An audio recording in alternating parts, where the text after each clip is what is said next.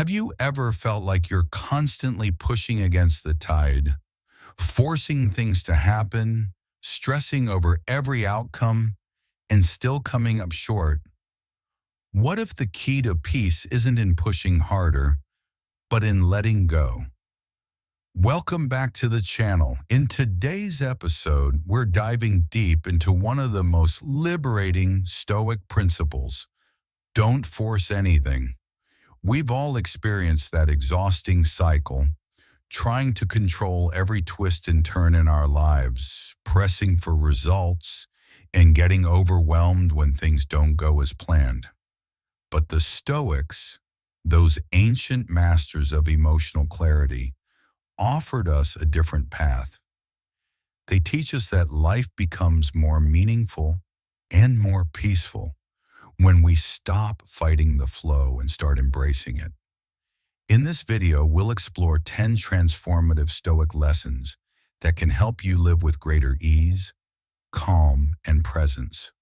From finding joy in life's simplest pleasures, to practicing mindfulness, to unlocking the quiet power of silence and solitude, you'll learn how to stop forcing and start flowing.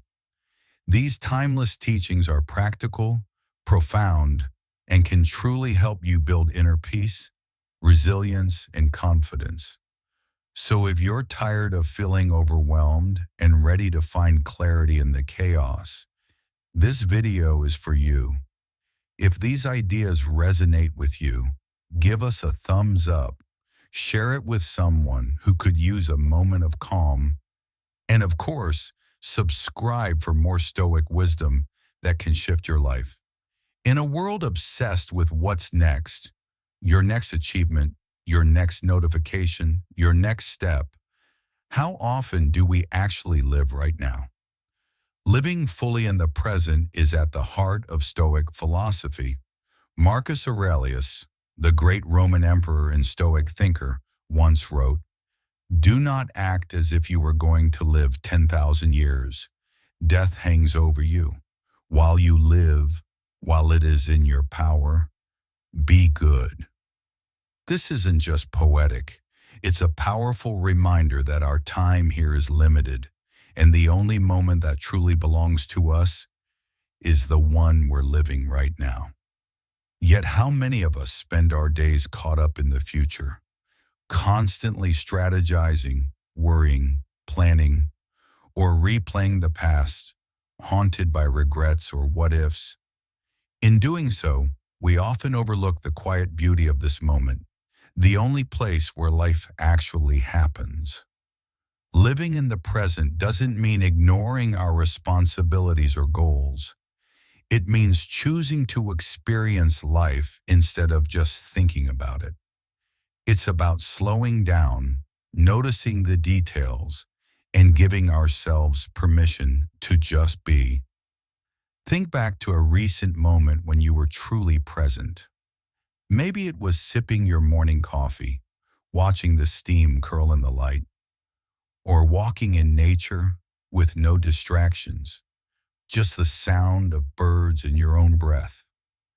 In those rare instances, when the mind stops running and simply observes, we connect with something deep and grounding. That's not just mindfulness, it's freedom. The Stoics believe that much of our emotional suffering comes not from what's happening, but from our resistance to it. We want things to be different, to happen faster, to match our expectations. But the more we cling to what isn't, the more we suffer. When you live in the present, you start to release that grip. You stop trying to fix what isn't broken. You let go of outcomes you can't control. And in return, you gain something far more valuable: peace of mind. Imagine this. You're eating a meal. How often are you really tasting it? Most of us eat while scrolling our phones or planning tomorrow's tasks. But when we slow down, chew thoughtfully, and actually savor the food, that ordinary act becomes something nourishing, not just for the body, but for the soul. That's the gift of presence, and it's available to you every single day. Now that we've grounded ourselves in the moment, let's move into the next lesson, one that builds directly on this awareness. Finding joy in simplicity. Think about this.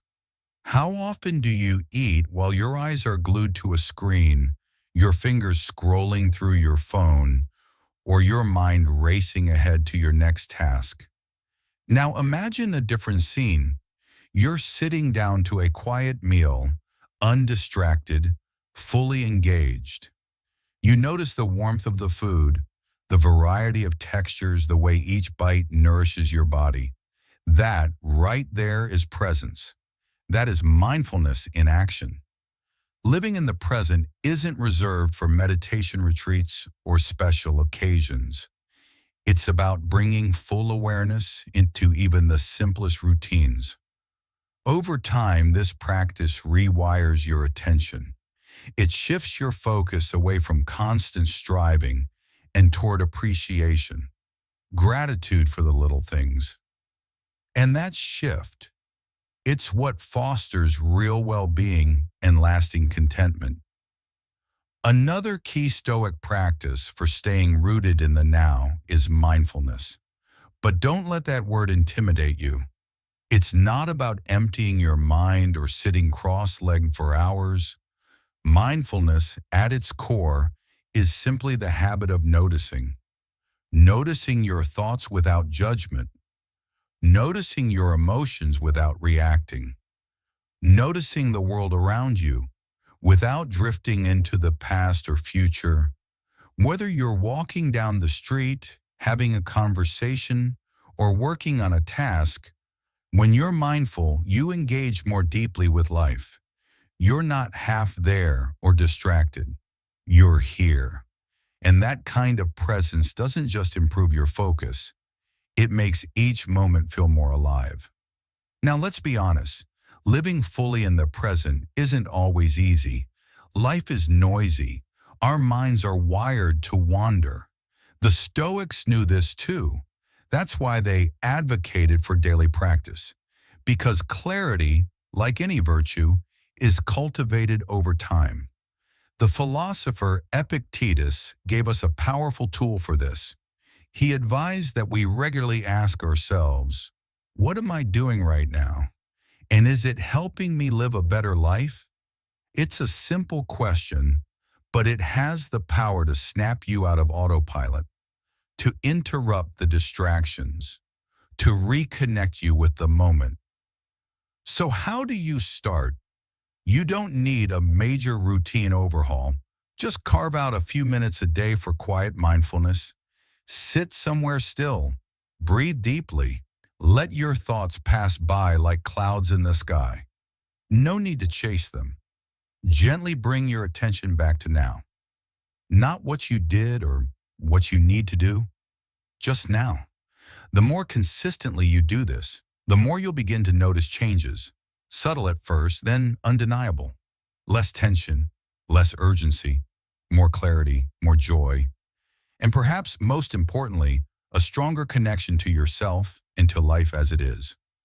Living in the present also means embracing a deep Stoic truth. This moment is all we really have. The past is over. The future, not promised. That doesn't mean we should stop setting goals or reflecting on our journey, but we shouldn't get lost there.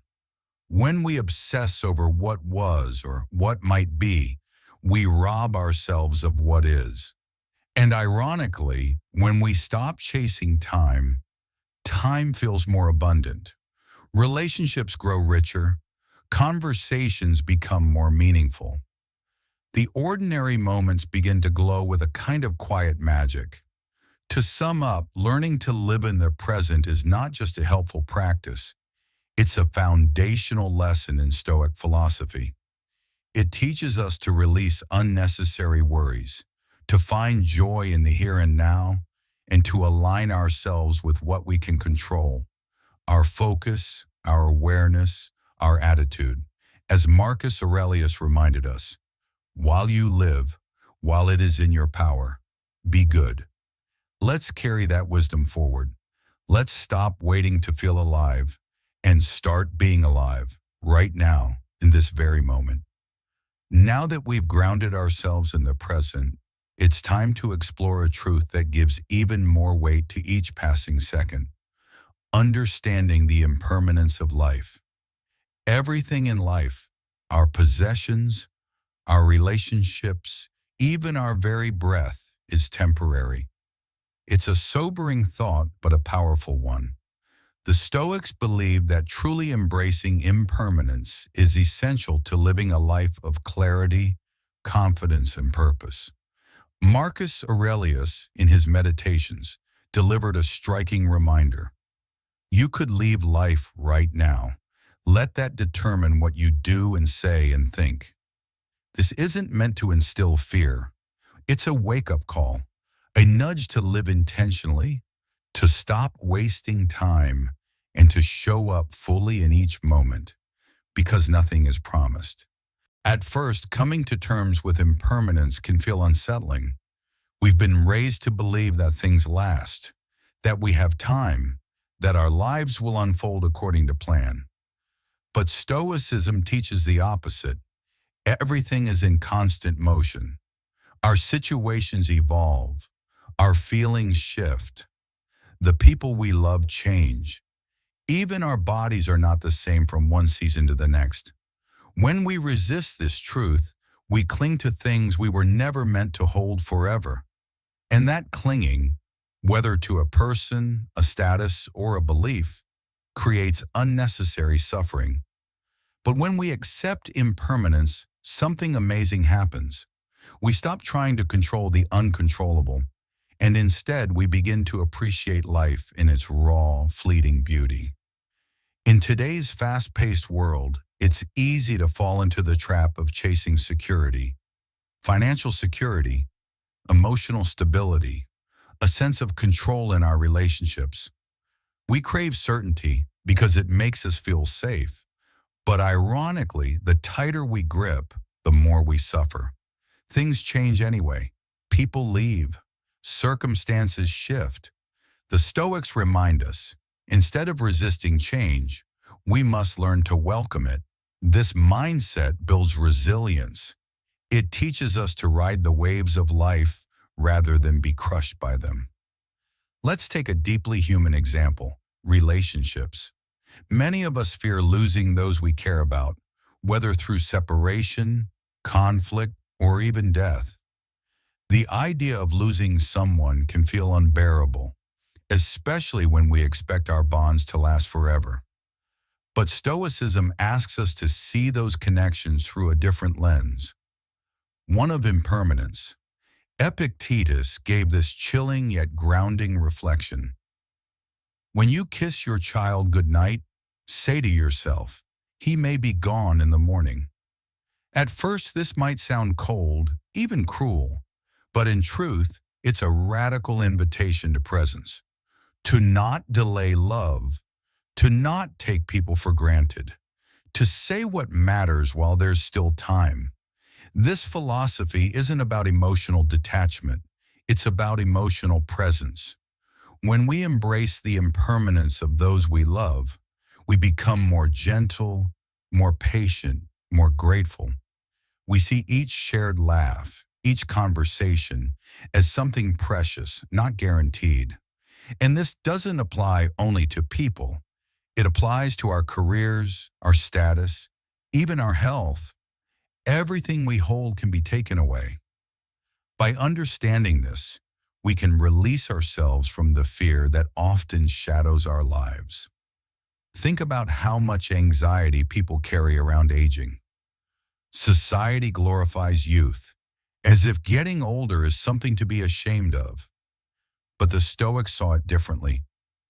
Seneca wrote with unwavering clarity, "We are born to die." Rather than run from this truth, he challenged us to prepare for it, to live as if each day could be our last, not in fear, but in fierce appreciation. Because the truth is, impermanence gives meaning to everything. A sunset wouldn't be beautiful if it lasted forever. A moment wouldn't matter if there were infinite chances to relive it. It's because things end that they matter. So what if we stopped seeing impermanence as a threat and started seeing it as a gift? In the next section, we'll explore how to align your actions with that very idea by focusing only on what you can control rather than fearing the passing of time. The Stoics invite us to welcome it with grace.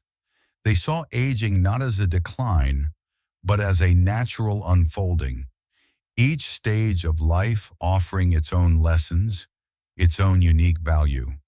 When we truly internalize the impermanence of life, we stop resisting the inevitable, and instead, we begin to live more fully, appreciating each sunrise, each encounter, and each breath for the gifts they are. There's another area where this insight becomes incredibly freeing: our attachment to material things. In today's world, many of us are caught in a constant loop of consumption. We chase bigger homes, better gadgets, flashier cars, all under the illusion that more stuff equals more happiness. But deep down we know these things fade. The Stoics understood this long before modern minimalism became trendy. Epictetus put it plainly: wealth consists not in having great possessions, but in having few wants. In other words, it's not about piling up more, it's about needing less. When we recognize that material possessions are temporary, we can start to enjoy them without becoming owned by them. That new phone, that stylish outfit, that expensive watch, they're not the problem. The problem begins when our identity or happiness becomes tied to things that can be taken away. But when you detach from those external dependencies, something else grows in their place: a quiet, unshakable confidence, a calm that no market crash or lost item can steal from you. This understanding of impermanence doesn't make us careless. It makes us care more about what matters. When you truly grasp that your time is limited, you become more selective with how you use it. You stop giving your energy to petty arguments or endless scrolling. Instead, you begin to invest it in what truly fuels you: meaningful relationships, personal passions, and causes that align with your values. Let's consider a familiar situation: work stress. Maybe you're constantly worrying about deadlines, anxious about performance, or caught up in fear of disappointing others. That kind of stress can feel like a heavy cloud following you everywhere. But Stoicism offers a powerful shift in perspective. This stress, like everything else, is temporary. When you zoom out and see the bigger picture, you realize that this moment won't last forever. And once you see it that way, it loosens its grip on you. You can still do your best, but now you're not doing it from a place of panic. You're doing it from a place of grounded effort, free from the fear of outcomes you can't fully control. In the end, understanding impermanence is not about giving up. It's about waking up. It teaches us to loosen our grip on things we cannot keep, and in doing so, we begin to live with more peace, more gratitude, and more presence. When we stop clinging, we start appreciating. When we stop fearing loss, we start embracing life. Marcus Aurelius left us with one of the most powerful Stoic truths: you could leave life right now. Let that determine what you do and say and think. So let that awareness guide you. Let it remind you to live with intention, speak with kindness, and act with purpose. Because each moment is a gift that will never come again. Now that we've embraced the fleeting nature of life, it's time to explore a concept that often goes hand in hand with it: the power of acceptance. How much time and energy do we waste trying to control things that are simply not in our hands? Whether it's the behavior of others, unexpected life events, or something as trivial as the weather, we often act as if resisting reality will somehow change it. But the Stoics saw this struggle for what it really is, one of the greatest sources of human suffering. When we push against what is, we create tension, internally and emotionally. Our minds race, our patience evaporates, and we spiral into frustration. But the moment we shift from resistance to acceptance, everything softens.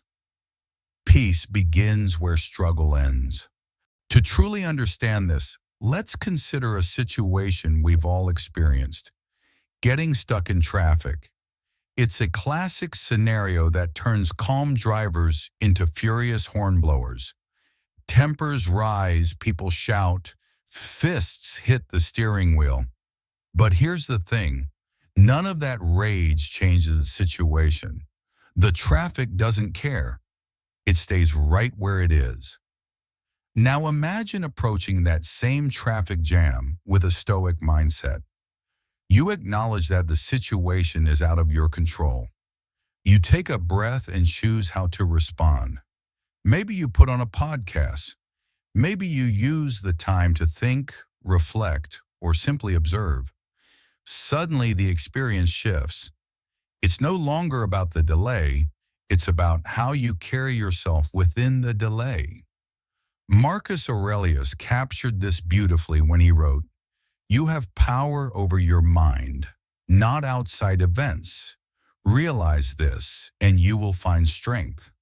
This quote is at the heart of Stoic acceptance. We may not have authority over the world, but we always have control over how we meet it.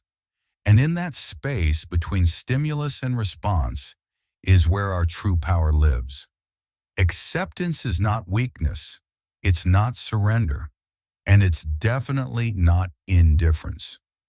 Many people confuse acceptance with passivity, thinking it means giving up.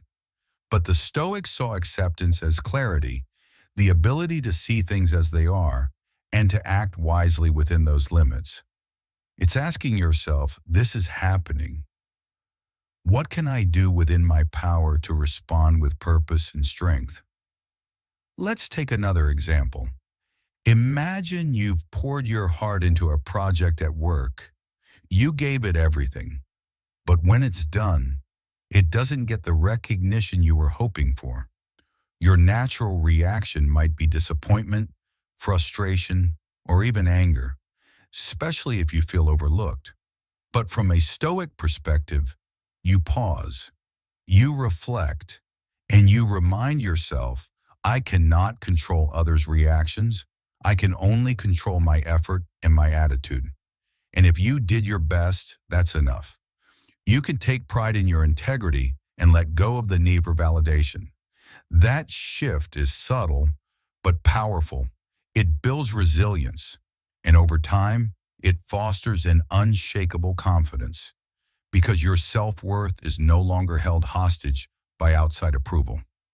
Seneca, another great Stoic, also spoke deeply about acceptance, especially in the face of challenges and difficult people. He didn't promise a smooth life. Instead, he offered preparation. He believed life would test us, and our job was not to avoid discomfort, but to meet it with wisdom and grace. He famously said, "A gem cannot be polished without friction, nor a man perfected without trials." So when life gets tough, when things don't go your way, when people disappoint you, when your plans fall apart, ask yourself, what am I trying to control? And what can I accept instead so I can respond with strength? Because in that acceptance lies freedom. And now that we've begun to understand the true power of letting go and aligning with reality, let's explore the next piece of this Stoic puzzle: learning how to trust the natural flow of life. As Seneca said, A gem cannot be polished without friction, nor a man perfected without trials. That ancient wisdom reminds us that hardship isn't an exception, it's the norm. And when we embrace it, rather than resist it, we transform our entire experience of life. Instead of seeing challenges as barriers to our happiness, the Stoics teach us to view them as opportunities to grow, sharpen our perspective, and strengthen our character. Let's bring this idea into a real-world setting, personal relationships. How often do we find ourselves frustrated with others simply because they didn't meet our expectations? Maybe a close friend cancels plans at the last minute. Maybe a colleague is hard to work with, constantly critical or uncooperative. Our instinctive reaction might be to feel slighted or annoyed. We may even attempt to fix their behavior or hold on to resentment. But here's the Stoic response. Pause. Remind yourself, you cannot control how others behave. You can only control how you choose to respond. Acceptance doesn't mean you approve of their behavior. It means you don't allow their actions to hijack your peace. You can still set boundaries. You can still respond with clarity, but you do it from a place of calm, not emotional chaos. That's the essence of Stoic wisdom in action. Now let's look at another area where acceptance becomes a quiet superpower: failure. Life doesn't always follow our carefully laid plans. Projects fall apart. Goals take longer than expected. People let us down, or we let ourselves down. And when that happens, it's tempting to view failure as a verdict on who we are. But Epictetus saw it differently. He encouraged his students to welcome every experience, positive or painful, as a chance to grow. Instead of resisting failure, Stoicism teaches us to study it. What did we learn? How can we improve? Then move forward, not with shame, but with wisdom. This mindset builds resilience like nothing else. When you stop fearing failure, you stop being paralyzed by it. You stop trying to avoid it at all costs and start using it as a tool to sharpen your skills and expand your understanding. And then there's the hardest one: letting go of the past. Many of us carry invisible burdens, regrets, mistakes, missed chances, painful memories. We replay them like broken records, hoping somehow we'll rewrite what's already happened.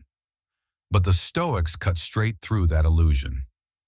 Marcus Aurelius put it clearly: the past is a mere fragment of time, no longer with us. The present is a mere instant racing by. The future, uncharted and unknown. In other words, the past is gone. We can't change it. And by continuing to carry it, we prevent ourselves from fully experiencing what's right in front of us.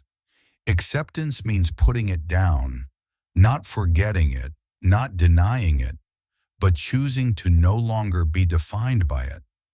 So what does this all lead to? A life of clarity, a mind that's unburdened, a spirit that is free to move forward. In conclusion, acceptance is not passive. It is active, mindful, and incredibly powerful. By accepting what we cannot change, the behavior of others, past mistakes, unexpected outcomes, we preserve our energy for what can be changed: our responses, our choices, and our attitudes. This is how we break free from unnecessary suffering. This is how we develop inner strength. And this is how we prepare ourselves to meet life fully, bravely, and with grace. Now, having understood acceptance, we arrive at one of Stoicism's most freeing principles: learning to let go. Control. It's something we crave. We cling to outcomes, relationships, identities, even our past mistakes, hoping that if we just hold on tight enough, we won't feel pain. But as the Stoics remind us, This attachment is often the very source of our suffering. Epictetus famously said, "It is not events that disturb people, it is their judgments concerning them." In other words, it's not what happens to us that causes distress. It's how we interpret what happens. It's the expectations we attach to those events, the belief that things should have turned out differently. When we hold on to rigid desires, ideal outcomes, or unrealistic expectations, we set ourselves up for disappointment. The world doesn't bend to our will. People don't always act the way we hope. Life doesn't follow a script. And when it doesn't, our refusal to let go creates tension, frustration, even heartbreak. Learning to let go means facing reality, not as we wish it were, but as it actually is. But this doesn't mean becoming passive. It doesn't mean giving up on goals or disconnecting from people we care about. Letting go is about releasing the emotional grip we place on things outside our control. It's choosing peace over inner resistance. Imagine this. You're still holding on to anger from a heated argument days or even weeks ago. That anger doesn't change the outcome. It doesn't undo the words said. What it does do is weigh you down, rob your peace, and cloud your present. But the moment you choose to release that anger, you reclaim your clarity. You move forward without dragging yesterday's pain behind you. Marcus Aurelius wrote, "When you arise in the morning, think of what a precious privilege it is to be alive, to breathe, to think, to enjoy, to love." Letting go allows us to truly experience this privilege. It frees us from being mentally trapped in past regrets or future fears, and instead anchors us in the gifts of the present. Let's look at another common example: past mistakes. Many of us play old errors on a loop in our minds, replaying the moment we said the wrong thing, made the wrong call, or chose the wrong path. Reflecting is healthy when it leads to growth, but dwelling, that's different. That keeps us stuck. Seneca offered a powerful reminder. Every new beginning comes from some other beginning's end. To embrace new opportunities, new relationships, or even a new version of ourselves, we have to release what no longer serves us. And that begins by letting go of guilt, regret, or the illusion that we can rewrite the past. We can't, but we can move forward, wiser. And this lesson applies to some of life's most emotional moments, like the end of a relationship. Whether romantic, personal, or professional, the loss of connection is often one of the hardest things to let go of. Our minds hold on tightly. What went wrong? Could I have done more? Why did it have to end? But Stoicism gently reminds us everything is temporary, even our deepest relationships. Epictetus advised that we should view everything in life, including the people we love, as temporary gifts. Rather than cling to what once was, we can honor the good it brought and release the need to control what is now over. Letting go is not a betrayal of love or loyalty. It's an act of grace toward others and ourselves. It's giving closure the chance to breathe and healing the space to begin. This stoic practice of detachment goes far beyond relationships. It touches our identities, our careers, our possessions. We often define ourselves by our job titles, our achievements, or our social status. We hold tightly to these roles because they give us a sense of meaning or control. But here's the truth the Stoics taught. These external things can vanish in an instant. So what happens if your career ends? If the title is gone? If the applause fades? You are still here. Your value remains. Because your worth doesn't come from what you have. It comes from who you are. And by letting go of the need to define yourself through fleeting external things, you begin to build something deeper, a quiet, unshakable inner peace. So what are you holding on to today that no longer serves you? What expectations, regrets, or identities are keeping you stuck? Letting go is hard, but staying stuck is harder. And when you finally release what's weighing you down, you create space for something new to grow. Now that we've explored the power of release, let's take it one step further by learning how to flow with life instead of forcing it. Seneca wrote, "He who is brave is free." In other words, freedom doesn't come from control, it comes from courage. And one of the greatest acts of courage is the willingness to let go, to loosen your grip on expectations, outcomes, and the opinions of others. Let's start with expectations.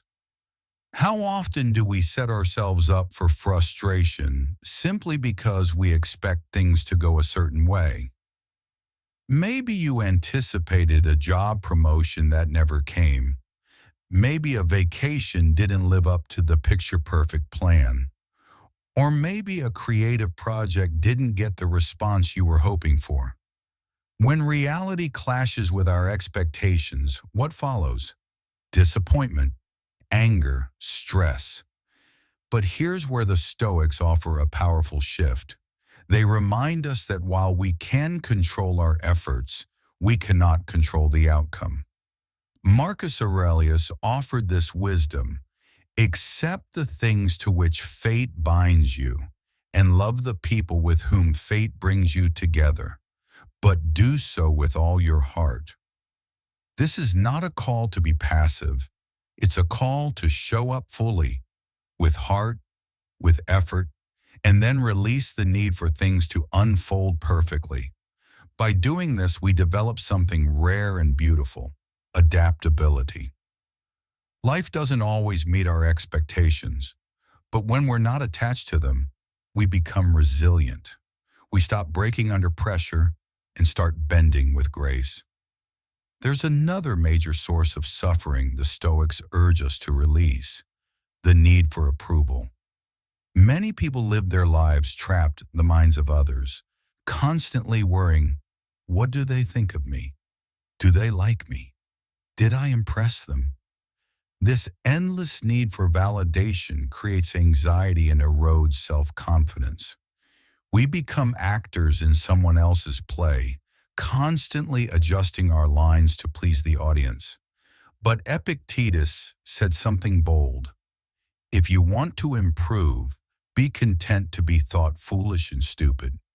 At first glance, it sounds harsh, but really it's liberating. It's about choosing growth over approval. When you let go of needing everyone's praise, you give yourself permission to live your life, not theirs. You free yourself from performance mode, and in that space, you begin to trust yourself more deeply. Let's make this real with a practical example. Imagine you're giving a presentation at work.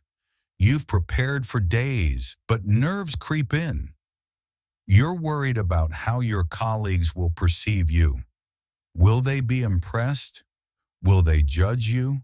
That mindset can completely sabotage your performance. You're no longer focused on your message. You're trapped in their potential reactions. Now enter the Stoic approach. You let go of the need to be praised. You remind yourself, I can't control their opinions, but I can control my preparation, my presence, and my delivery. With that shift, the pressure lifts. You speak with more calm, more clarity, and ironically, you often make a stronger impact because you're not performing, you're just being present. Letting go doesn't mean you don't care. It means you stop needing outcomes to define your worth. In conclusion, letting go is one of the most powerful Stoic practices for emotional freedom. Whether it's releasing past mistakes, unmet expectations, or the need for constant validation. This act of release clears the emotional clutter and brings us closer to peace. Because as the Stoics taught, most suffering comes not from life itself, but from our refusal to let go of how we think life should be. And when we stop clinging, we begin living, not with fear, but with openness, not with tension, but with trust. Now that we've cleared the space within, it's time to take the next step toward inner peace. By learning to practice mindfulness, the art of being fully present with what is, mindfulness anchors us. It pulls us out of the storm of regrets about yesterday and anxieties about tomorrow and reconnects us to what's real, what's happening right now. The Stoics believe that much of our emotional suffering doesn't come from the events of life themselves, but from our failure to stay present with them. We worry about the future, obsess over the past, or try to control things beyond our reach. And in doing so, we lose our connection to the only thing we ever truly own, this moment. Marcus Aurelius, in his timeless reflections, gave us this simple but profound directive. Confine yourself to the present. It's a reminder that life is lived in moments, not memories or imagined futures. When we allow our minds to constantly drift, rehashing old conversations or stressing over things yet to happen, we disconnect from the experience unfolding before us. And that disconnection creates anxiety, stress, and dissatisfaction. But when we practice mindfulness, something shifts. We begin to engage more fully with life. We respond with clarity instead of panic. We see things as they are, not as our racing thoughts distort them to be. And here's the best part. Mindfulness doesn't have to be complicated. You don't need to sit on a mountaintop or meditate for hours. It begins with something simple, paying attention. Whether you're having a conversation, taking a walk, or washing the dishes, mindfulness is about being there, fully.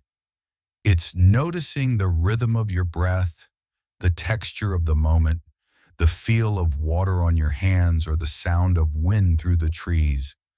It's also about recognizing when your mind begins to wander and gently bringing it back.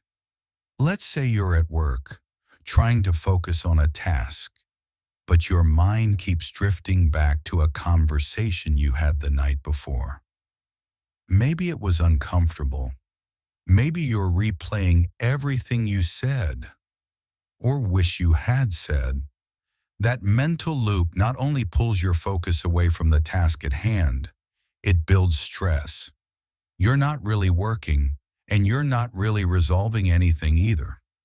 But if you're practicing mindfulness, you catch yourself. You notice, I'm stuck in the past again. You take a breath, refocus, return to the present moment, the work in front of you, the reality of now. This simple act, this awareness, is a quiet kind of superpower. Epictetus believed that mindfulness was essential for managing our emotions. He taught that it's not external events that disturb us, but rather our interpretations of those events. When we're mindful, we gain a crucial ability, the power to observe our thoughts and feelings before we blindly react to them. Think about a common situation. Someone cuts you off in traffic. The automatic response? Anger. You feel your heart rate spike. You might be tempted to honk, yell, or stew in frustration. But if you're practicing mindfulness, you notice that emotion as it rises. You don't judge it. You don't suppress it. You just observe it. You pause, breathe, choose a different response. Instead of reacting on impulse, you decide to continue your drive in peace. The emotion came and it passed. And because you didn't feed it, it didn't take over. That moment of pause, That power to choose your response is the essence of Stoic emotional mastery.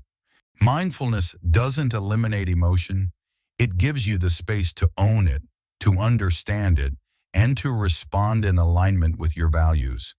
It's the opposite of reactivity. It's calm, deliberate presence. And that presence, it's a skill, one that strengthens every time you practice it.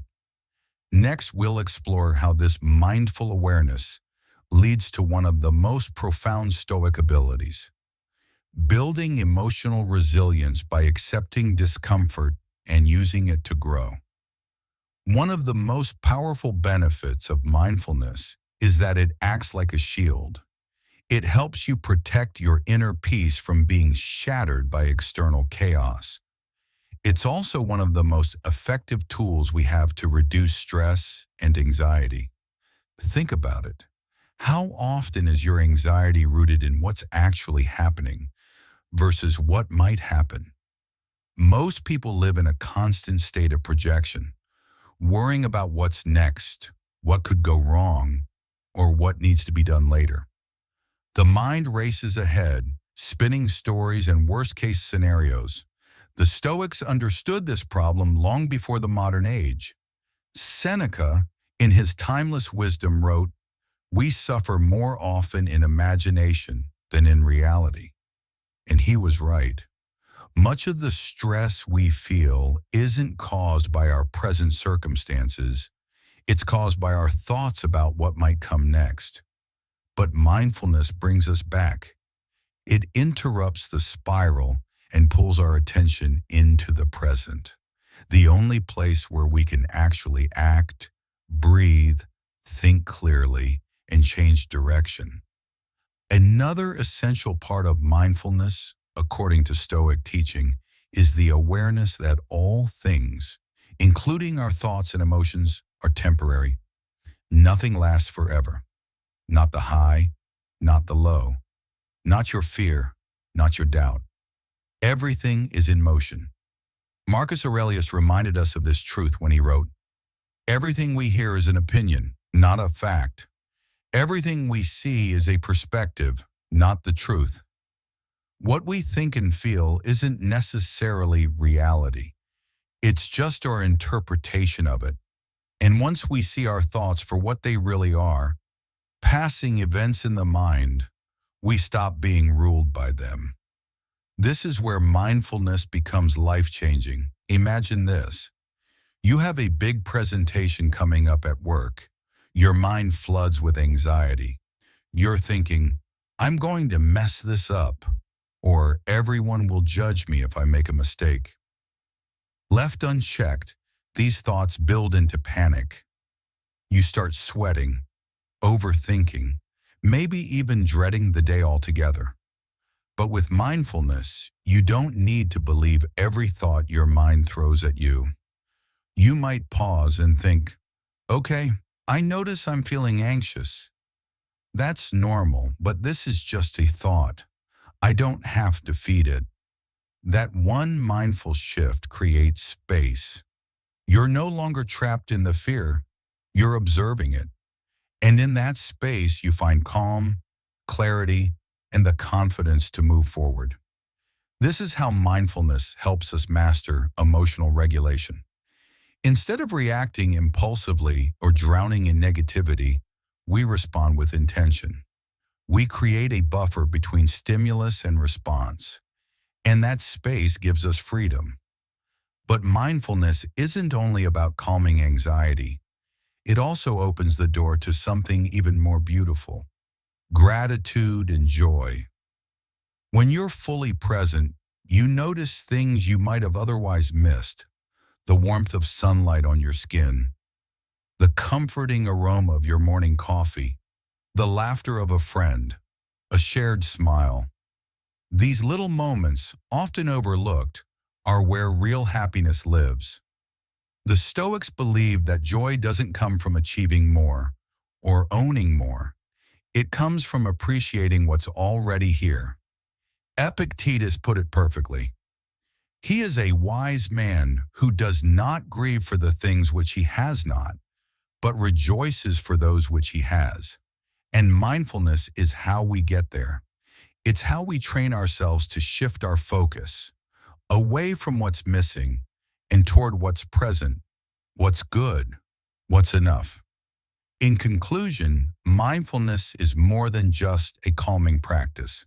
It's a way of being that aligns with Stoic wisdom at its core. It helps us reduce anxiety, regulate emotions, build clarity, and discover peace, not by changing the world outside us, but by changing how we meet it. And now that we've grounded ourselves in this practice, let's take it even further by exploring how embracing discomfort and challenge can lead to deeper growth and lasting strength. In today's world, silence is underrated, even uncomfortable. We're constantly surrounded by noise, buzzing phones, endless notifications, background music, podcasts, chatter, and the ever-spinning wheel of our own thoughts. It's no wonder many people feel uneasy in quiet moments. But the Stoics saw silence not as a void, but as a powerful tool, a deliberate practice for deep reflection, emotional mastery, and inner strength. To them, silence wasn't the absence of sound. It was the presence of awareness. Marcus Aurelius, the great philosopher emperor, once wrote, "We have two ears and one mouth so that we can listen twice as much as we speak." This timeless wisdom reminds us, real power lies not in speaking louder or more frequently, but in listening, observing, and processing before we act. Silence allows us to do just that. It gives us space. It allows the storm of our thoughts to settle so we can see clearly. It slows down our reactions and sharpens our decisions. And in a world of endless noise, silence becomes a rare and revolutionary form of self-control. But let's be honest, we're not used to silence. We fill every spare moment with distractions, music, scrolling, small talk, because we've been conditioned to avoid stillness. It feels like nothing is happening. But the Stoics knew better. They understood that stillness is where everything begins. It's in silence that we hear our true thoughts. It's in silence that we reflect on our actions, our emotions, our values, and it's through this quiet examination that we gain clarity about what truly matters. Using silence effectively means learning to be comfortable with those moments of stillness. It means resisting the urge to respond instantly, to always have the last word, or to fill every pause with noise. It means pausing before reacting, listening before judging, and thinking before speaking. Epictetus echoed this when he said, "Nature gave us one tongue and two ears so that we could hear twice as much as we speak." This wasn't just about conversation. It was about wisdom. It's a call to slow down, to tune in, to spend more time listening to others, to ourselves, and to the quiet intelligence of life itself. Let's take a look at how this plays out in daily life. Imagine you're in a heated conversation. Someone says something you disagree with. Your instinct might be to interrupt, to correct, or to defend your point. But what if you paused instead? What if you allowed silence to enter the space? By doing so, you give yourself a chance to truly hear what they're saying, not just the words, but the emotion behind them. You listen not to reply, but to understand. That pause creates depth, and when you do speak, your words carry more weight, more presence, more meaning. Practicing silence in this way builds stronger relationships. It shows respect, it builds trust, and it allows for more thoughtful, intentional communication. something sorely lacking in most modern interactions. But silence doesn't just help us relate to others, it helps us relate to ourselves. Seneca, another pillar of Stoic thought, said, "It is quality rather than quantity that matters." And this doesn't only apply to how we speak, it applies to how we think. When we spend time in silence, we're able to separate the noise in our minds from what truly matters. We can sift through the clutter and focus on the ideas, values, and goals that align with who we want to become.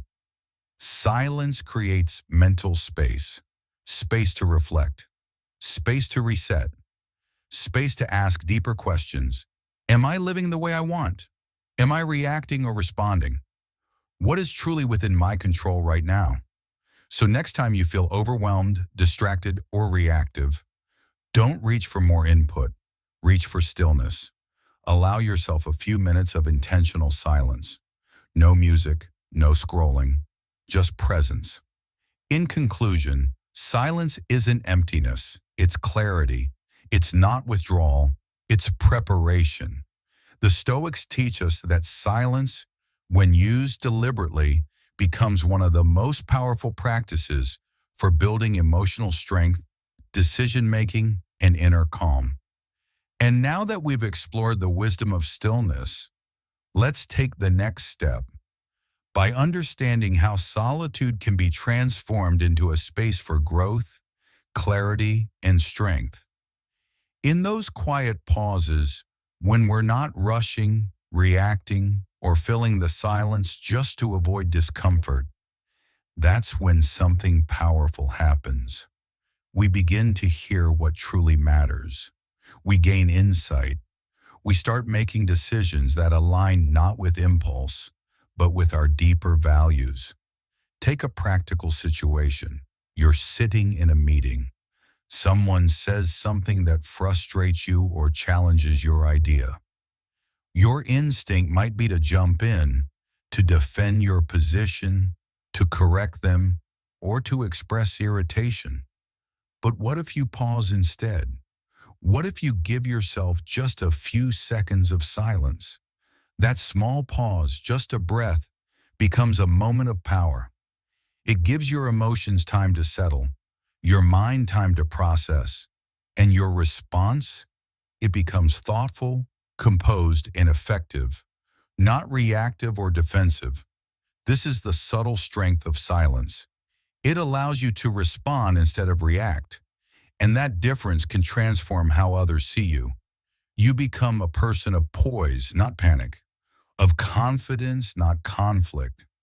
And in doing so, you build credibility and strengthen your relationships.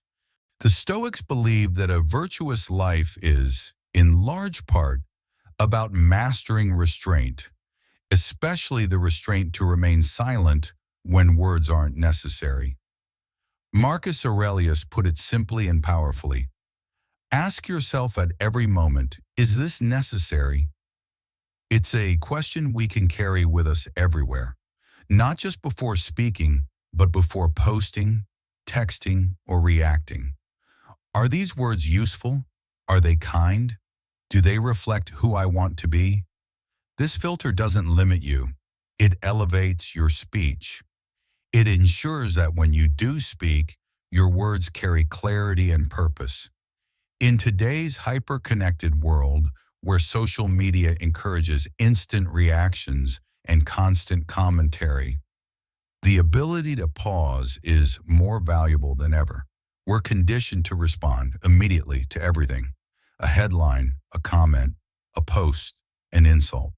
But Stoicism reminds us there's strength in restraint. Sometimes the wisest thing you can do is say nothing at all. Let's take online conversations as an example. We've all seen how quickly comment sections spiral into arguments. It's easy to get pulled into the emotional chaos, to feel the need to prove your point, defend your ego, or retaliate. But if you pause, if you step back, you create a gap between stimulus and response. You can ask yourself, Is replying here actually necessary? Will it add anything meaningful? Will it help or just feed more noise? Often the answer is no. And that's when you realize silence is not weakness, it's wisdom.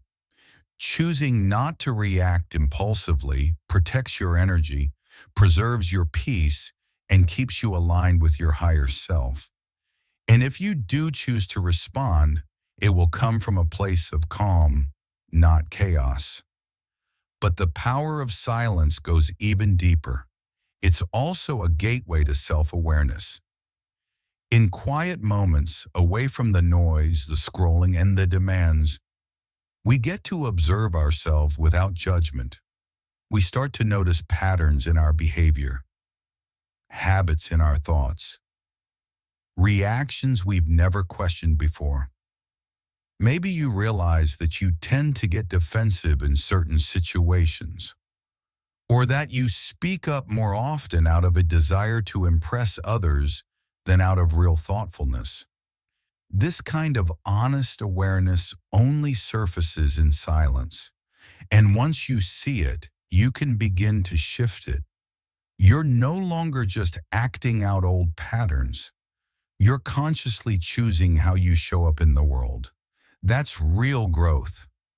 That's where confidence is built, not by shouting the loudest, but by becoming deeply in tune with who you are, what you value, and how you want to live. In conclusion, silence is not just the absence of sound. It is the presence of wisdom. It is a sacred pause between impulse and intention. It is a space where we can reset, reflect, and realign. And in a world that demands constant noise, choosing silence is one of the most powerful things you can do for yourself, for your relationships, and for your inner peace. Next, we'll explore how solitude, another often misunderstood concept, can become a powerful space for self-renewal, clarity, and connection with your true self. In addition to fostering deeper self-awareness, silence creates the perfect space for something we often neglect in the rush of daily life: reflection and gratitude. When you allow yourself even a few moments of uninterrupted quiet each day, something shifts. You begin to notice the things you're grateful for, not the big dramatic moments, but the small, steady blessings: the warmth of your morning coffee, the support of a friend, or simply the fact that you're still here, breathing, trying. The Stoics believed that gratitude is essential to a meaningful life, not as a feel-good concept, but as a practical habit for emotional resilience. And silence is where that habit can begin.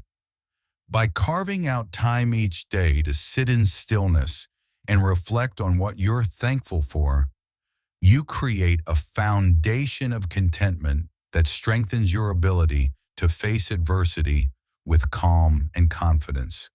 In conclusion, using silence effectively is one of the most underrated yet most powerful Stoic tools. It teaches self-restraint. It sharpens clarity. It helps us connect more deeply with others, with ourselves, and with what truly matters. In a world that celebrates quick reactions and constant noise, choosing silence is an act of strength. It allows you to listen more, speak with intention, and act from a place of awareness instead of impulse. Silence is not emptiness, it's space. A space for growth, for wisdom, for peace. And from that space, we're now ready to explore another Stoic insight that challenges the way we pursue success. Learning to enjoy the journey, not just the outcome. In today's world, results rule. We're taught to chase achievements, milestones, and external success. Happiness, we're told, lives on the other side of the finish line. But the Stoics urge us to rethink that narrative. One of the most liberating lessons in Stoic philosophy is this: focus on the process, not the prize. Epictetus put it beautifully. Do not seek for things to happen the way you want them to. Rather, wish that what happens happens the way it happens. Then you will be happy. That might sound passive, but it's actually the key to emotional freedom. The Stoics aren't telling us to abandon ambition. They're telling us to let go of attachment to outcomes, to find joy, pride, and fulfillment, not just in reaching a goal, but in the daily effort of pursuing it. Because if you only allow yourself to feel happy once you succeed, you're setting yourself up for a life of tension, restlessness, and disappointment. Let's look at this in a real-life context. Imagine someone training for a marathon. They've set a big goal, crossed the finish line in under 4 hours, and every day they run, they stretch, they sacrifice, all with that goal in mind. But if all their happiness is riding on that one moment, on that one number on a stopwatch, they're missing the real win. The Stoics would say, find joy in the training, in showing up each morning, in your body getting stronger, in the discipline you're building, because those are the moments that shape you, not the medal at the end. When we shift our focus from results to effort, from destination to journey, something powerful happens. We stay more present, we become more consistent, and we begin to enjoy our lives, not in some distant someday, but right now. Marcus Aurelius reminded us, the happiness of your life depends upon the quality of your thoughts.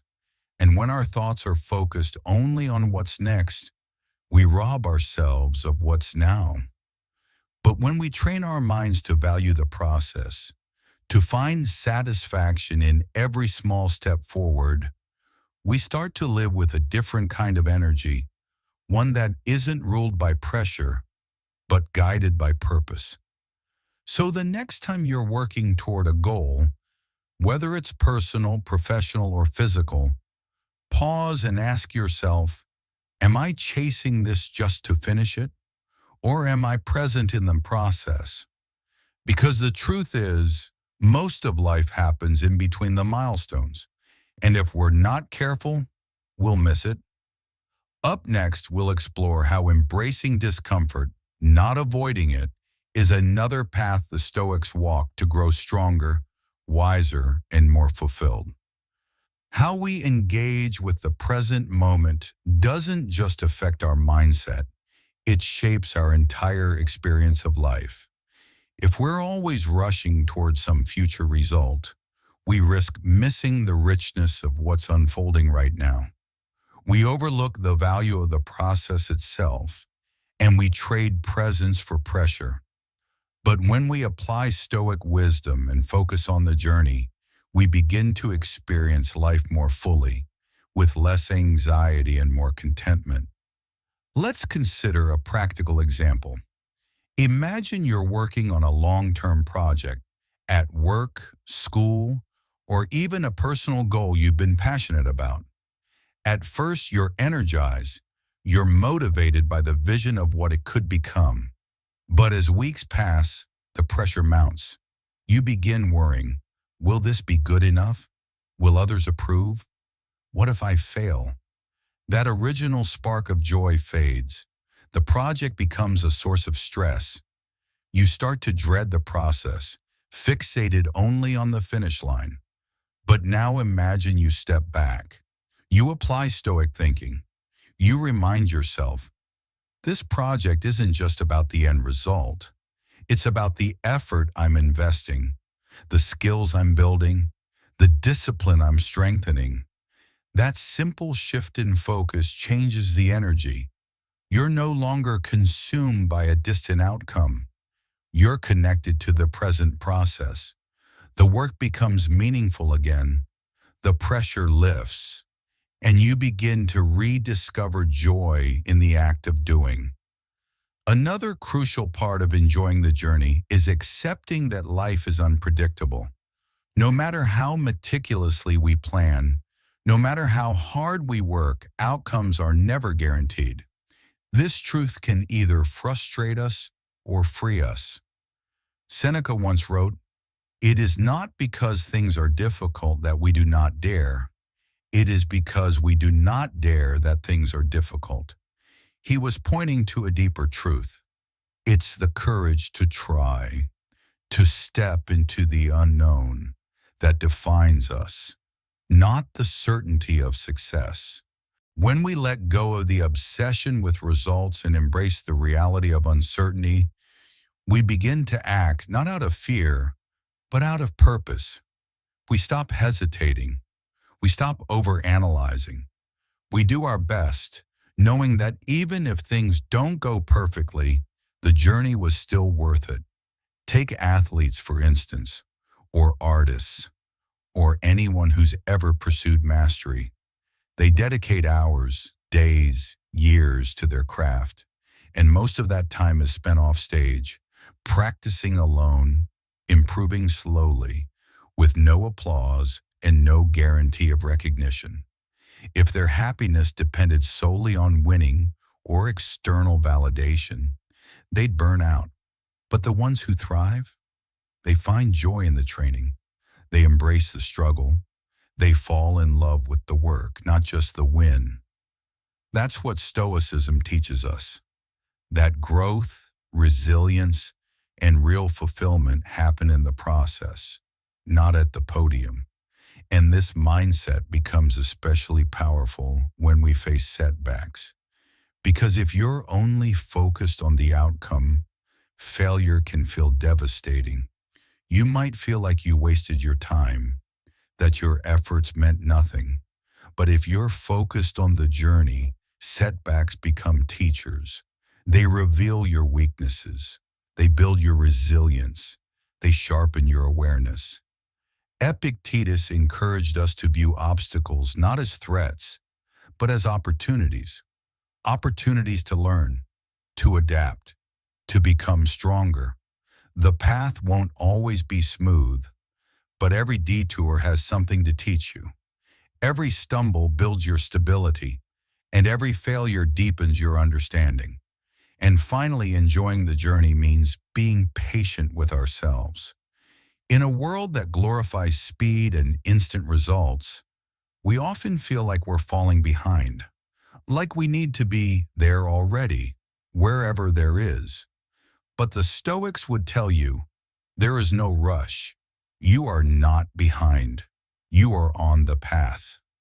And as long as you keep showing up, learning, and growing, you're exactly where you need to be. In conclusion, true fulfillment doesn't come from achieving a perfect outcome.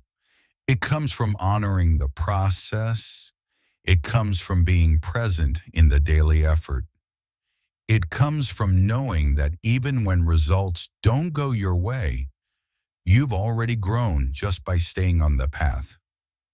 Coming up next, we'll explore how to deal with discomfort and why the Stoics believe that embracing it is key to becoming unbreakable.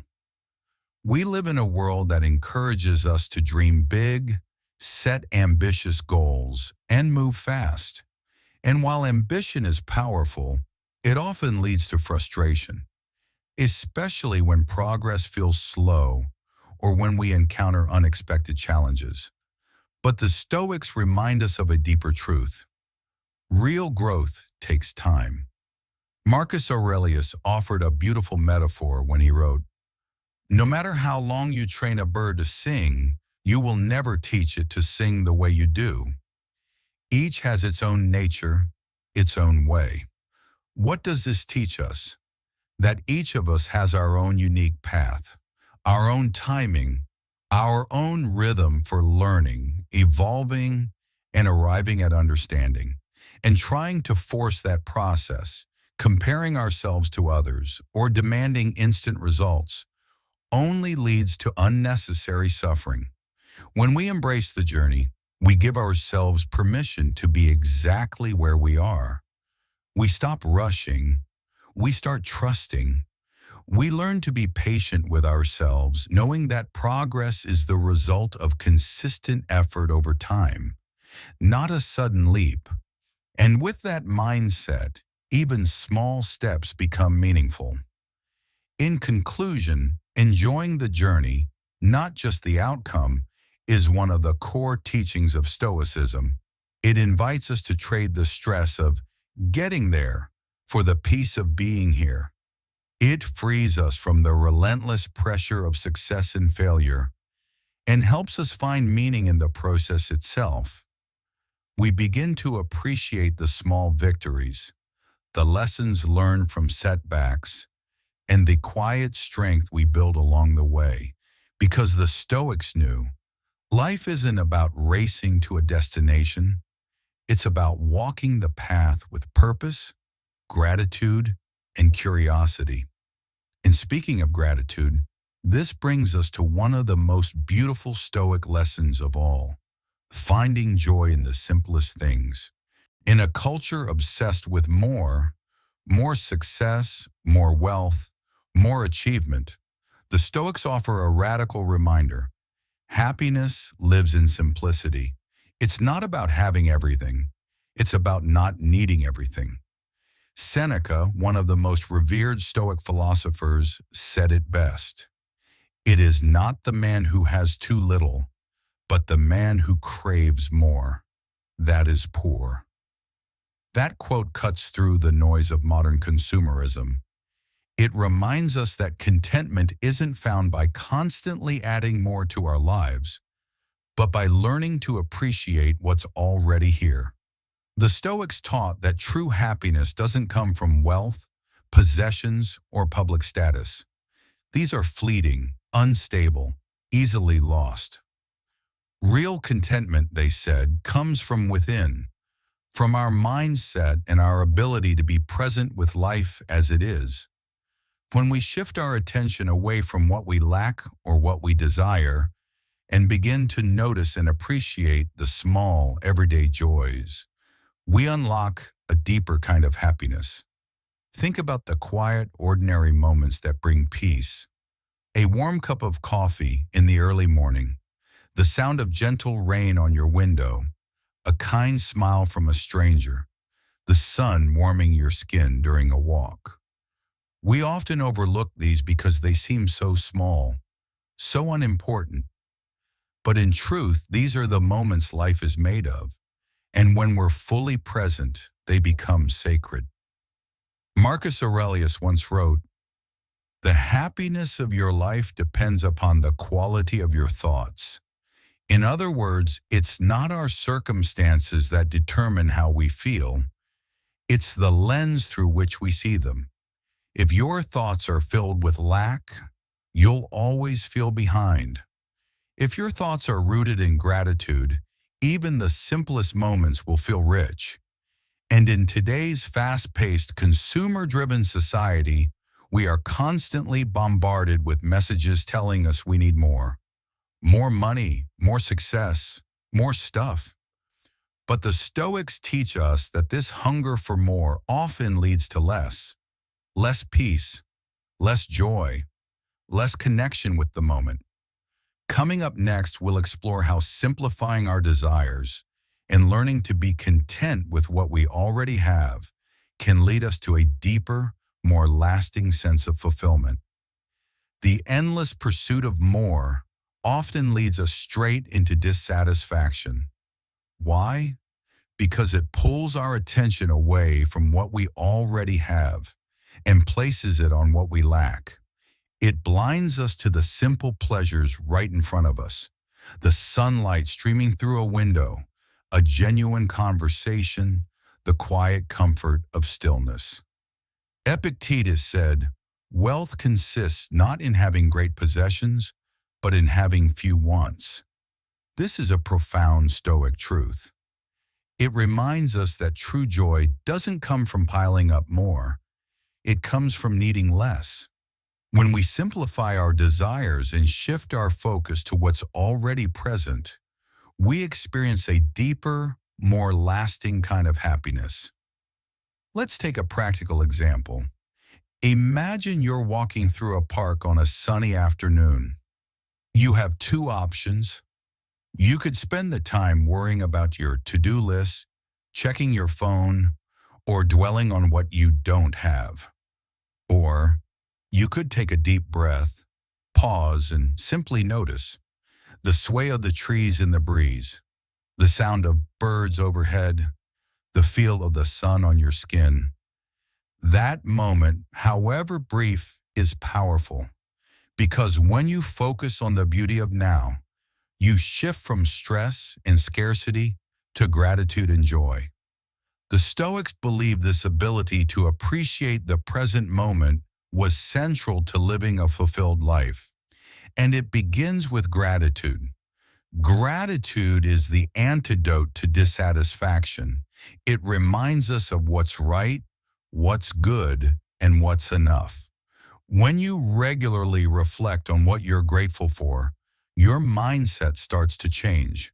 You stop measuring life by what's missing and start seeing the abundance already around you. Seneca wrote, "True happiness is to enjoy the present without anxious dependence upon the future." This advice is timeless. It reminds us that fulfillment doesn't come from chasing what's next. It comes from embracing what's now. Gratitude doesn't have to be complicated. Some people keep a gratitude journal, writing down 3 small things each day they're thankful for. Others simply pause during the day to acknowledge a moment they might otherwise overlook. The comfort of a warm bed, the support of a kind friend, the satisfaction of completing something meaningful. These moments are often quiet, ordinary, even invisible to others. But to the Stoics, they are sacred. Practicing gratitude helps us stay grounded in the present.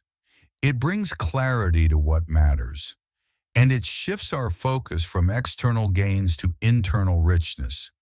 But it doesn't stop there. Stoicism also teaches that to find joy in the simple things, we must embrace a life of moderation and simplicity. The Stoics didn't condemn possessions or success, but they believed that chasing them should never come at the cost of inner peace. They valued balance, purpose, and clarity. Epictetus said it plainly, "He who is not satisfied with a little is satisfied with nothing."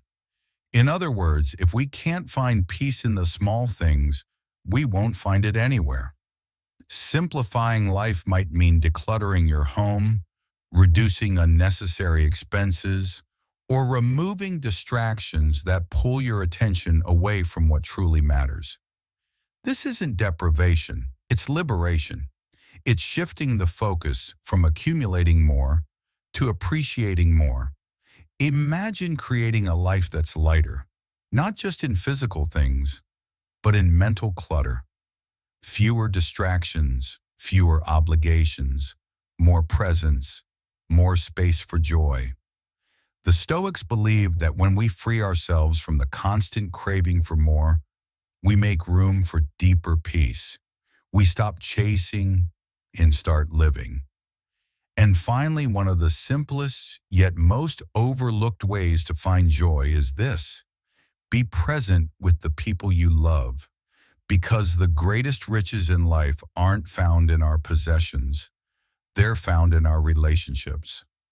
Up next, we'll explore how the Stoics teach us to deepen connection and presence in our relationships, starting with the people who matter most. In the rush of our busy lives, it's easy to overlook the people who matter most. We may spend time with loved ones while scrolling through our phones. We may sit across from them physically, but be miles away mentally. But the Stoics remind us that these simple, shared moments are among the most meaningful experiences we'll ever have. Marcus Aurelius captured this truth when he wrote, "When you arise in the morning, think of what a precious privilege it is to be alive, to breathe, to think, to to enjoy, to love. And love, he knew, was not just something we say, it's something we show. By being fully present in our relationships, by listening, noticing, and simply being with someone, we turn ordinary moments into something sacred. It doesn't take grand gestures. Joy can be found in sharing a quiet meal, in a heartfelt conversation, even in comfortable silence with someone who truly sees you. In conclusion, finding joy in the simplest things is one of the most transformative Stoic practices.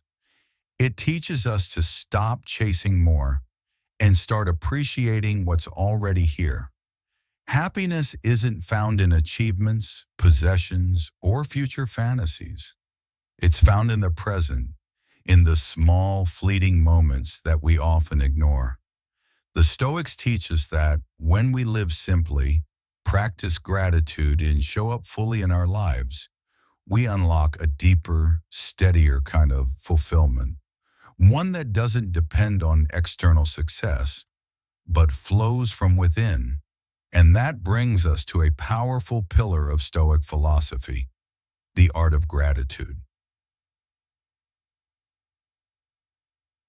Gratitude isn't just a feel-good habit, it's a foundation for peace, resilience, and joy. And in Stoicism, it holds a place of central importance. The Stoics believe that by reflecting daily on what we're thankful for, we begin to shift our mindset from what we lack to what we already have. We stop focusing on what's missing and begin to recognize the quiet abundance surrounding us. Seneca said, "Nothing is more honorable than a grateful heart." This isn't just about saying thank you. It's about living in a way that acknowledges the gift of being alive. In modern life, it's easy to fall into the trap of always wanting more success, more recognition, more possessions. But Stoicism reminds us that real happiness doesn't come from getting more. It comes from appreciating more. By practicing gratitude, we anchor ourselves in the present.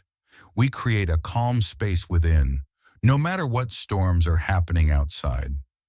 Epictetus encouraged his students to reflect on their blessings every day. He wrote, "He is a wise man who does not grieve for the things which he has not, but rejoices for those which he has." This mindset helps us see beauty, even in difficulty, because gratitude isn't about pretending everything is perfect. It's about noticing the good that still exists, even when things are hard. Let's take a real-life example. Imagine you've just been passed over for a promotion at work. Naturally, you feel disappointed, maybe even frustrated. That's valid. But after acknowledging those feelings, Stoicism would ask, what else is still good in your life? Maybe you're gaining valuable experience. Maybe you've received support from someone who believes in you. Maybe the setback is helping you develop patience, perseverance, or humility. Gratitude invites you to notice these things. It doesn't erase the struggle, but it balances it. It reminds you, even here, even now, there are things worth appreciating. In the next section, we'll explore how gratitude, when practiced consistently, becomes not just an emotion, but a way of seeing the world that transforms how we respond to adversity and success alike. Stoicism teaches us that gratitude is a powerful force for shifting our perspective. Let's say you didn't get the promotion you were hoping for. The disappointment is real, and it's okay to feel it. But rather than letting that feeling dominate your mindset, Stoic practice invites you to look at the whole picture. You might choose to focus on the opportunities you still have, the professional relationships you've built, the valuable skills you've gained, or simply the fact that you have a job that sustains and supports you. This doesn't mean ignoring disappointment. It means balancing it with gratitude for what's still working in your life. And this mental shift can dramatically reduce stress, ease frustration, and restore a sense of calm clarity. Marcus Aurelius also saw gratitude as essential for facing life's daily challenges. He wrote in Meditations, "When you arise in the morning, think of what a precious privilege it is to be alive, to breathe, to think, to enjoy, to love." Starting your day with this kind of awareness of life itself as a gift sets a powerful tone.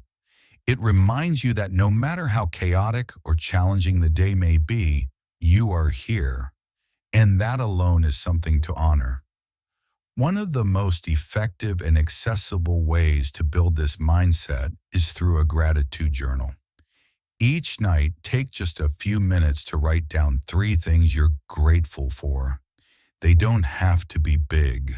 Maybe it's a kind word from a friend, a moment of peace in a hectic day, or simply the fact that you kept going, even when it was hard.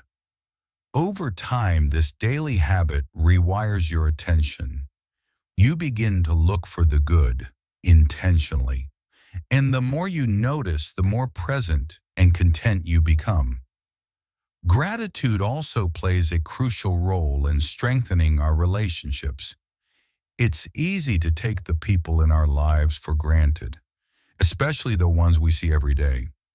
But practicing gratitude reminds us to appreciate the small acts of care, support, and kindness that might otherwise go unnoticed. Seneca encouraged us to always express our gratitude, not just for the sake of manners, but because it nurtures our own well-being and deepens our bonds with others. Think about a friend who regularly checks in on you, or a coworker who helps lighten your workload. These gestures might seem routine, but when you pause to thank them, to genuinely acknowledge their effort, something beautiful happens. You make them feel seen, and you reinforce the connection between you. A simple thank you spoken sincerely can shift the energy of a relationship. It creates a sense of mutual respect, trust, and warmth. And it doesn't stop there. The more gratitude you express, the more aware you become of the positive relationships in your life.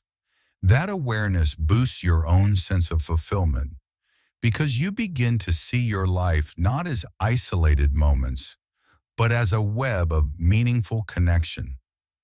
Another powerful aspect of gratitude is learning to appreciate life's simple pleasures. The Stoics believe that real happiness isn't found in luxury, fame, or excess, but in simplicity. Epictetus encouraged us to focus on what truly matters: good health, nourishing food, meaningful work, loving relationships. When you stop chasing more and start savoring what's essential, something shifts. Even modest circumstances begin to feel abundant.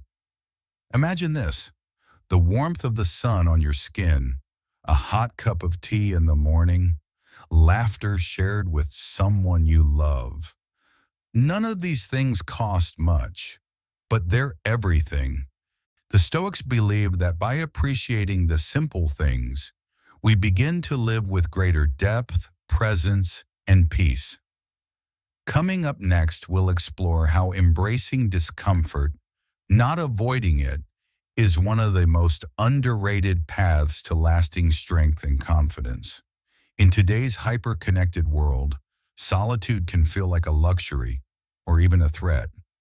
We're bombarded every hour by notifications, messages, updates, and noise. And so many people fear being alone. Not because solitude is painful, but because it reveals what the noise was hiding. But to the Stoics, solitude wasn't something to avoid. It was something to cherish.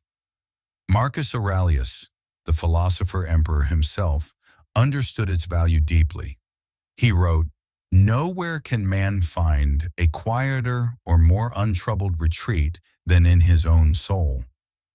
This wasn't just poetic reflection, it was practical guidance.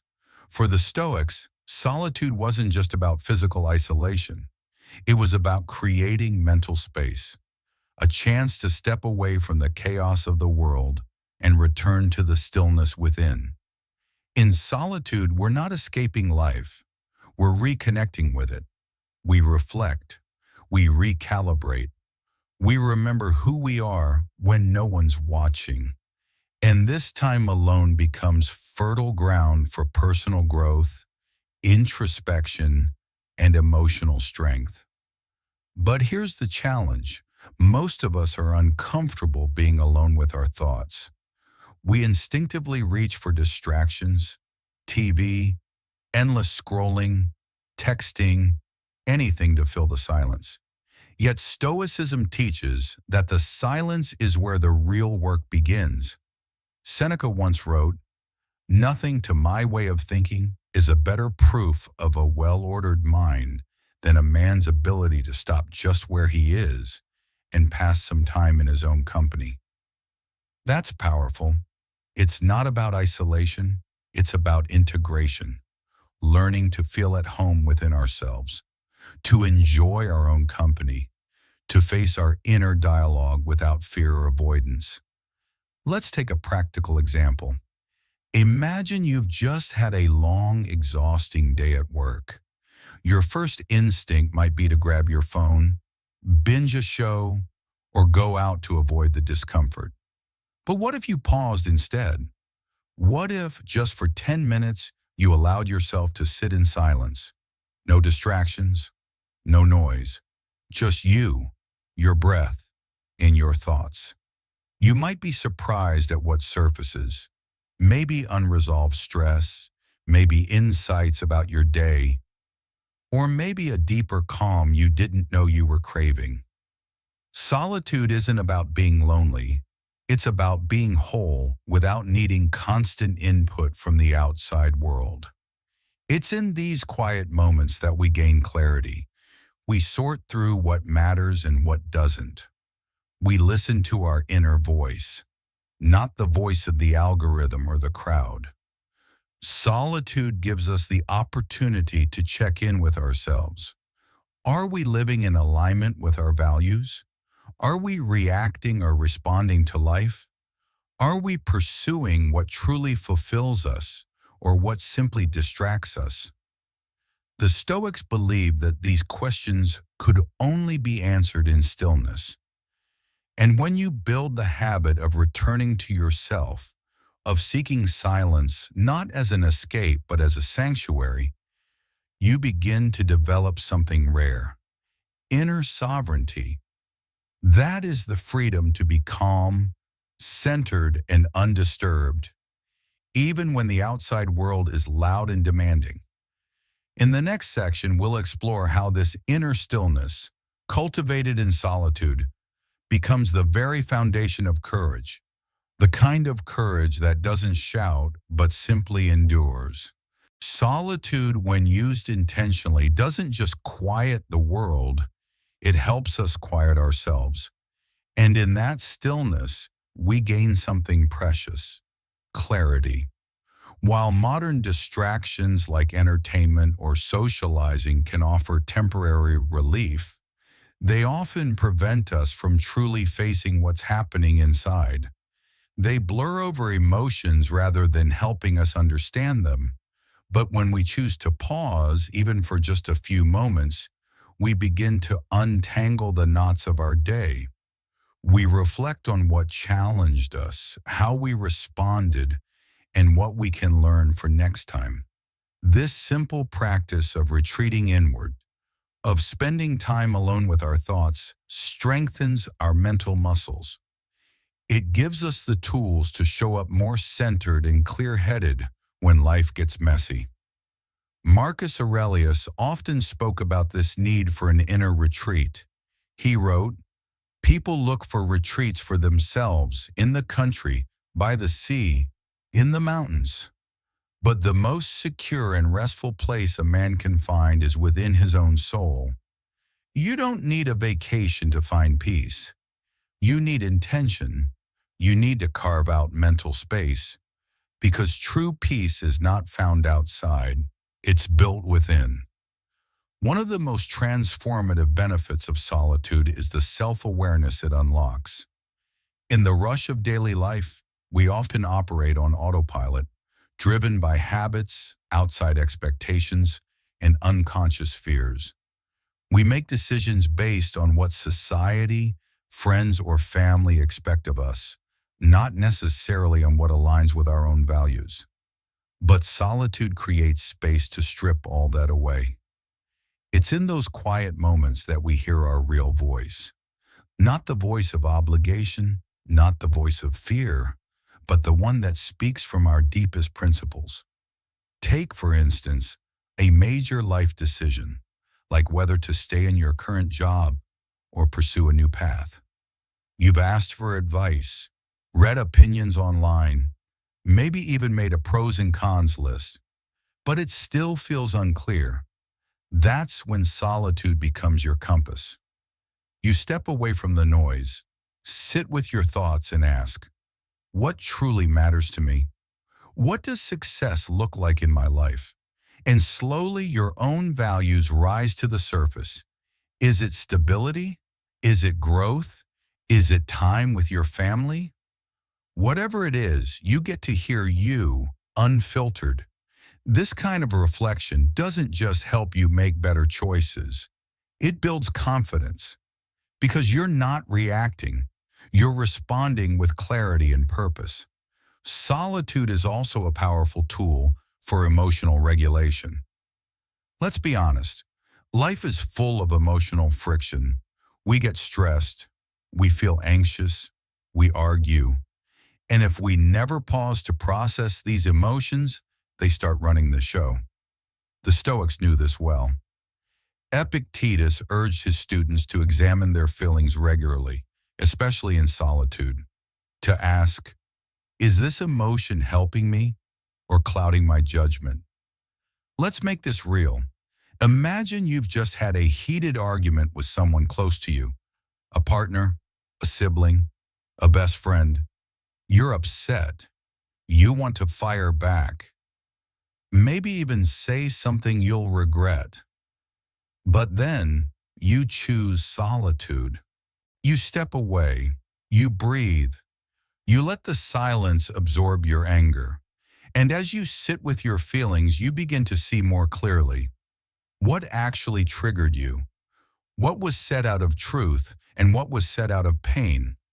How do you want to respond, not from emotion, but from integrity? That's the power of solitude. It creates a sacred pause, a buffer between impulse and wisdom. You don't lose your fire, you temper it, you sharpen your thoughts, and when you finally speak, it's not to win the argument, it's to build understanding. The Stoics weren't cold or detached.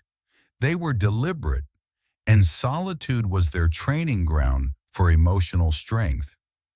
In the next section, we'll explore how this inner clarity, cultivated in stillness, transforms not only how we act, but how we endure, with courage, resilience, and grace. When something painful is said or done in the heat of the moment, our natural reaction may be to lash out or shut down. But the Stoics offer us a wiser alternative. Step back, take a breath, and embrace solitude. In that quiet space, away from the heat of emotion, we gain the ability to reflect, to process our feelings, to explore the situation from the other person's perspective, and to choose a response that aligns with our values. This pause, small as it may seem, has the power to diffuse tension, prevent unnecessary conflict, and even deepen our connection with others. It transforms reaction into reflection and reflection into growth. For the Stoics, solitude wasn't just a tool for clarity, it was also a sacred space for gratitude. In those silent moments, we are reminded of what we already have, rather than what we lack. Seneca once said, A wise man is content with his lot, whatever it may be, without wishing for what he is not. This wisdom invites us to slow down, turn inward, and recognize the quiet abundance already present in our lives. Whether it's our health, the presence of someone we love, or simply the opportunity to begin anew each day, there is always something to be thankful for. Practicing this reflection in solitude trains our minds to focus on sufficiency, not scarcity, peace, not pursuit.